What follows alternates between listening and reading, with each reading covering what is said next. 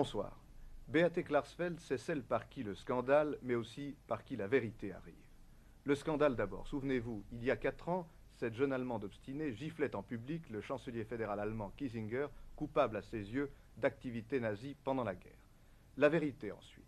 Depuis quelques années, Beate Klarsfeld a entrepris, avec l'aide de son mari, de démasquer les principaux chefs nazis coupables de crimes pendant l'occupation en France. Et l'an dernier, elle réussit d'un exploit. Elle identifie Klaus Barbie, l'ancien chef de la Gestapo de Lyon, réfugié en Bolivie sous le nom de Klaus Altmann. Beate Klarsfeld remue ciel et terre, elle finit par vaincre le scepticisme général. Klaus Barbie, alias Altmann, est aujourd'hui en prison en Bolivie, où il attend d'être extradé pour être jugé en France. Alors, qui est Beate Klarsfeld? Pourquoi se bat-elle? Pierre Kramer le lui a demandé.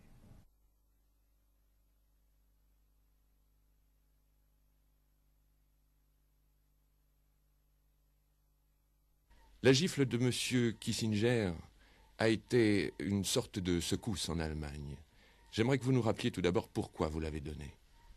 Mais cette gifle, je l'avais donnée à Kiesinger parce que l'ex-chancelier Kiesinger a pu devenir chancelier et pourtant c'était le directeur adjoint à la propagande radiophonique hitlérienne vers l'étranger, donc un homme docteur en droit, un homme qui savait ce qu'il faisait, qui connaissait la situation militaire et ce qui se passait dans les camps. D'imposer à la jeunesse ouest-allemande en fin 66, début 67, un tel chancelier, je l'ai refusé. Et je l'ai refusé d'abord en publiant des brochures et en faisant une campagne en Allemagne de l'Ouest parmi les étudiants. Et j'ai pu voir qu'il y avait un mur de silence qui s'est créé autour du passé de Kiesinger. Et alors, étant donné que j'essaie dans mes actions être efficace et d'arriver jusqu'à une fin, eh bien, j'ai été obligée de changer de méthode, c'est-à-dire ne pas uniquement de me concentrer sur les protestations verbales, mais d'essayer de trouver un geste significatif, symbolique, qui marquera sur le front de Kiesinger son passé nazi et qui brisera aussi le mur de silence et qui fera savoir au monde entier que Kiesinger est un nazi. En frappant l'homme, vous avez donc frappé l'opinion publique. Mais est-ce que vous pensez que vous avez révélé quelque chose au peuple allemand à ce moment-là? C'est-à-dire que des Allemands ignoraient qui était Kiesinger. On ne peut pas dire que les Allemands l'ignoraient, bien entendu, parce qu'une certaine presse en Allemagne en avait parlé dès le début. Même la presse étrangère avait parlé du fait que Kiesinger était nazi et propagandiste. D'ailleurs, quand j'ai publié mon premier article refusant la venue au pouvoir de Kiesinger, je dis mise à la porte de l'Office franco-allemand pour la jeunesse. Donc j'avais appris ces renseignements par la presse étrangère et la presse allemande. Mais ce que cette gifle signifiait pour l'Allemagne, c'était quand même que les Allemands ont compris qu'il y a une forte nombreuse jeunesse allemande qui n'acceptera jamais de voir un ancien nazi devenir chancelier, et surtout aussi cette gifle est donnée au nom de tous ceux qui n'ont plus parlé, en disant toutes les victimes du nazisme et qui sont morts sous le nazisme. Et je crois que ces gens-là n'auront jamais admis que 20 ans après la guerre ou 25 ans après la guerre, quelqu'un qui était tellement impliqué dans le nazisme puisse devenir chancelier, représenter le peuple allemand. Maintenant, votre action va plus loin.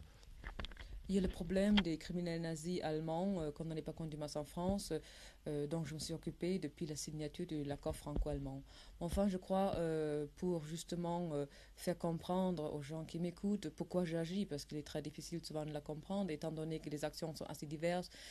Bien, je suis allemande, je suis très fière d'être allemande, mais être allemande, ça implique une responsabilité, car mon peuple a commis des crimes horribles. Eh bien, je me considère comme allemande qui a hérité le bien du peuple allemand, mais aussi malheureusement le mal du peuple allemand. Une affaire de conscience en quelque sorte. Mais comment est-il explicable qu'il y ait une minorité à laquelle vous appartenez seulement qui la manifeste, cette conscience et cette volonté de se laver? Mais justement, parce que je vous l'explique plus loin, j'essaie d'agir en tant qu'Allemande et de montrer au peuple allemand quel devoir quels sont les devoirs de chaque Allemand. D'ailleurs, je parle là bien de l'allemand de droite, de gauche, du centre, n'importe. Eh bien, j'ai essayé d'assumer ces responsabilités, c'est donc d'empêcher la réhabilitation des criminels nazis de fait de droit, d'empêcher que d'anciens nazis comme Kiesinger puissent devenir chancelier, et aussi dénoncer l'antisémitisme, pas seulement à l'Ouest, mais aussi dans les pays de l'Est, car un peuple qui a envoyé 6 millions de juifs dans les fours crématoires ne doit pas se taire si aujourd'hui dans le monde se propage l'antisémitisme. Donc cette action, je l'ai assumée en allant à Prague et à Varsovie pour m'enchaîner et protester contre l'antisémitisme. Et à Prague, j'ai protesté également contre la restalinisation, contre la répression. Et donc, j'essaie d'assumer ces responsabilités, mais en tant qu'Allemande qui fait partie ni de l'Allemagne de l'Ouest et ni de l'Allemagne de l'Est. Et c'est ça le difficile de l'action, et c'est pour ça que je ne suis pas suivie par beaucoup d'Allemands, car je me considère comme une Allemagne réunifiée, vous voyez, une Allemande qui se bat pour la réunification du peuple allemand, car j'y crois foncièrement. Je suis sûre qu'un peuple important comme le peuple allemand ne peut pas être séparé pour longtemps. Alors vous avez frappé un certain nombre de coups assez violents, à part la gifle de M. Kissinger. Et il y a eu, au mois de mars de 1971, l'affaire Barbie que vous avez fait réapparaître. Oui, l'affaire Barbie avait commencé en été 70, étant donné qu'il y avait une plainte portée contre Barbie en Allemagne, au parquet de Munich, et un jeune procureur de 35 ans qui avait le dossier dans les mains et qui devait fermer, enfin qui a s'occuper de cette affaire, a eu le culot, enfin on peut dire l'inconscience ou le culot, de fermer ce dossier en disant si Barbie a envoyé en avril 1944 41 enfants juifs à Auschwitz, eh bien, pour ce procureur, il n'y avait pas de preuve subjective qu'en 1944, Barbie connaissait des enfants déportés à l'Est. Donc, vous voyez, nous avons senti, mon mari et moi, et les résistants français, que si un procureur allemand puisse invoquer de tels raisonnements, eh bien, ces mêmes raisonnements sont ressortis pour tous les autres criminels nazis allemands condamnés par contumace en France, donc Lischka et Hagen. Et donc, il fallait absolument s'opposer à ces raisonnements. Et nous avons donc mené une campagne en Allemagne même avec des résistants pour forcer le procureur allemand de rouvrir l'instruction contre Barbie, ce qui était à l'époque une question de principe, parce que nous ne savions pas où habite Barbie à l'époque, mais c'était pour montrer aux Allemands que la résistance française n'a pas oublié, que les Juifs que la communauté juive française non plus ne se laisse pas faire, car un tel argument était inacceptable. C'est en décembre 1970 que vous avez appris que Barbie vivait en Bolivie. Et bien sûr, la campagne qui était menée à Munich, dont je vous ai dit, a finalement fait publier les photos de Barbie que j'avais, des photos de Barbie de 1943 que nous possédions, nous l'avons publiées dans la presse allemande. Et le Süddeutsche Zeitung, qui est arrivé à un ami, enfin un Allemand vivant à Lima, il a reconnu dans Barbie 1943 un Allemand vivant actuellement à Lima. Et il a pris contact avec moi à Paris et il m'a dit, écoutez, cet Allemand-là, je le connais très bien, c'est Altman, homme d'affaires bolivien qui habite à Lima et telle adresse. Donc j'avais les renseignements nécessaires et j'ai apporté ces renseignements nécessaires aux Français, au gouvernement français, en demandant que les Français fassent le travail nécessaire, la demande d'extradition. Enfin, d'abord qu'ils vérifient ces renseignements et qu'ils demandent l'extradition au Pérou d'abord. Mais la France n'a pas agi rapidement. Et puis, pour forcer les Français à demander cette extradition, je suis partie une première fois en février 1971 en Bolivie avec les preuves d'identité que j'avais obtenues par le parquet de Cologne, qui entre-temps avait commencé à collaborer, après avoir fermé l'instruction contre Barbie, ils avaient commencé à collaborer avec nous et ils nous ont préparé toutes les pièces d'identité qu'ils ont eues par la police allemande. Donc ces pièces d'identité étaient suffisantes pour convaincre immédiatement après mon arrivée la presse péruvienne d'abord. Et puis quand j'étais en train de partir de Paris à Lima, Barbie avait pris la fuite pour la Bolivie. Eh bien je l'ai suivi en Bolivie et là aussi la campagne de presse que j'avais menée était concluante car le lendemain toute la presse bolivienne publiait Altman bien Barbie. Donc c'était le but de ce premier voyage. Et puis je suis revenue au mois de mars encore une fois en Bolivie, cette fois-ci avec une vieille mère juive qui avait perdu justement ses enfants et qui ont été portés par Barbie. Et le but de ce voyage était montrer à l'opinion publique bolivienne que Barbie, car il s'est excusé en disant que je n'ai fait que le devoir d'un soldat allemand, j'ai réprimé la résistance qui est tombée dans le dos des soldats allemands qui occupaient la France. Nous avons bien voulu montrer qu'il a fait bien autre chose, pire et plus horrible, c'est-à-dire tuer des gens qui n'avaient rien à voir avec la guerre, qui étaient là parce qu'ils étaient des juifs. Donc nous voulons montrer les actions qu'il avait menées contre le peuple juif, contre les enfants, les vieillards innocents.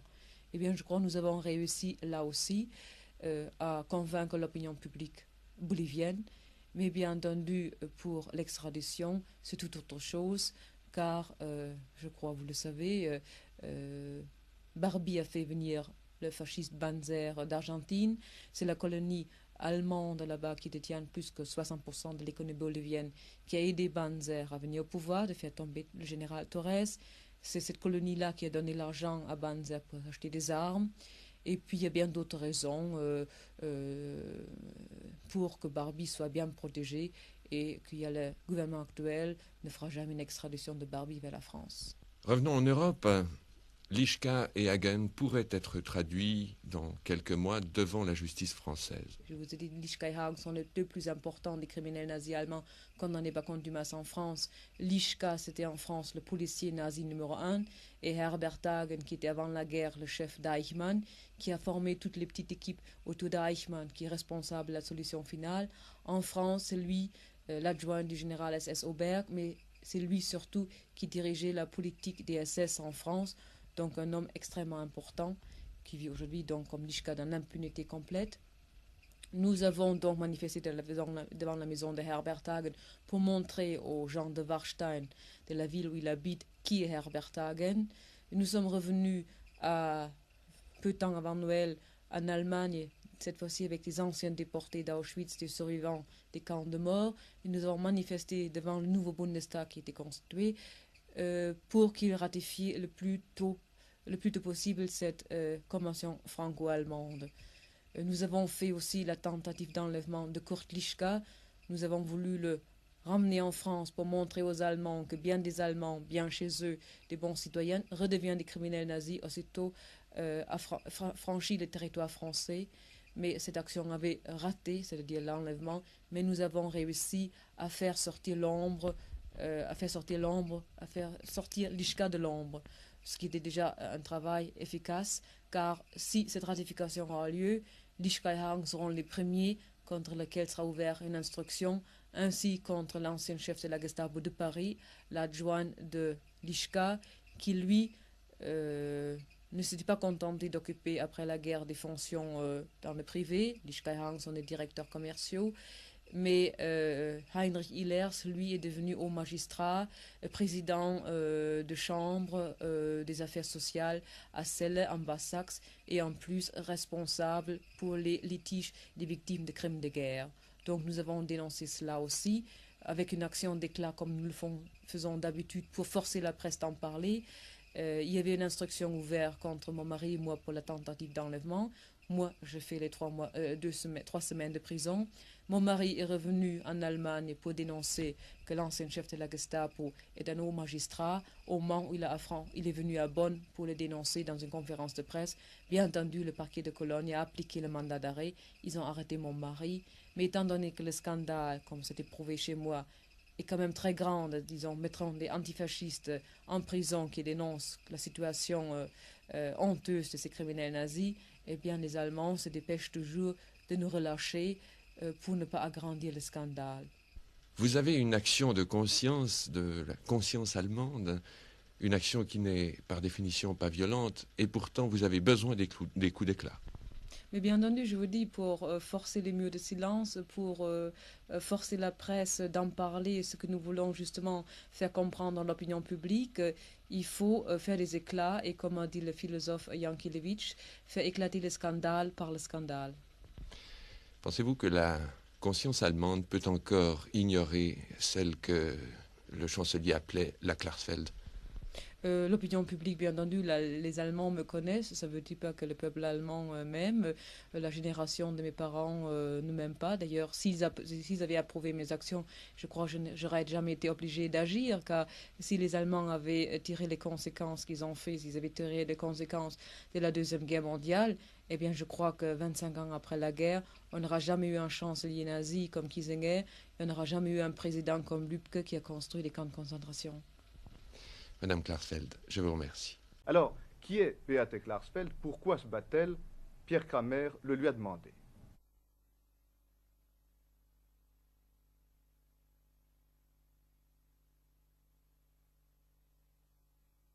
La gifle de M. Kissinger a été une sorte de secousse en Allemagne. J'aimerais que vous nous rappeliez tout d'abord pourquoi vous l'avez donnée. Mais cette gifle, je l'avais donnée à Kissinger parce que l'ex-chancelier Kissinger a pu devenir chancelier.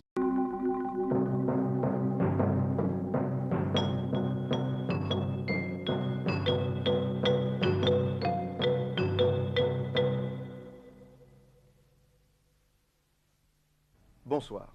Beate Klarsfeld, c'est celle par qui le scandale, mais aussi par qui la vérité arrive.